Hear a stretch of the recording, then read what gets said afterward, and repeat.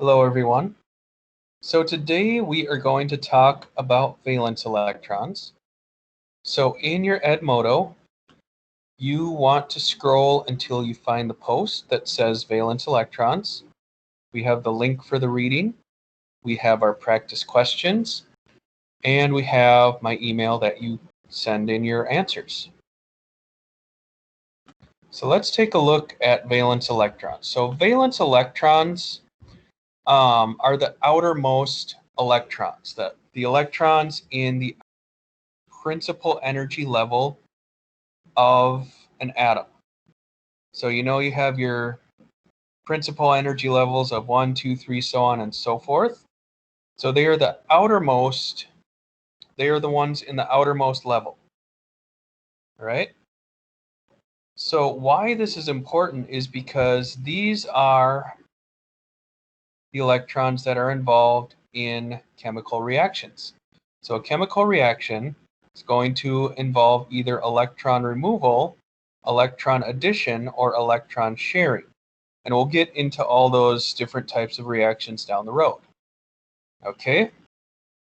So the path a specific element will take depends on where the electrons are in the atom and how many there are. So how many valence electrons do we have? All right? So we already said that valence electrons are the electrons in the highest occupied principal energy level. And so they are also the highest occupied principal energy level is also going to be the outermost energy level and the outermost electron shell. All right. In the second period elements listed above in the table, and we saw this table in the previous lesson, the two electrons in the 1s sublevel are called the inner shell electrons. Okay, so since we're in the second period, we're in the second principal energy level, all the electrons in the first principal energy level are going to be inner shell electrons. They're going to be in the inner shell because they're not in the second energy level. All right, so they're not going to be involved in the element's reactivity or formation of compounds. So lithium, let's take a look at that. It has one valence electron. Okay, it has one electron in the second principal energy level. Okay, beryllium has two, boron has three because it has two in the 2s and one in the 2p.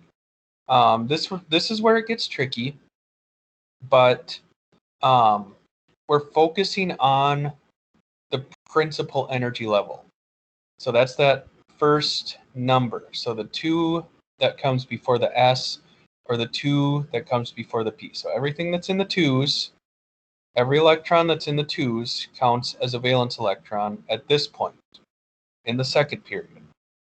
All right? As you go from left to right across the periodic table, as we'll find out, you are going to get to a point that in the last column, which is known as the noble gases, where you have 8 valence electrons. And we'll find out why that is important in a later lesson. So finish your questions, turn them into me.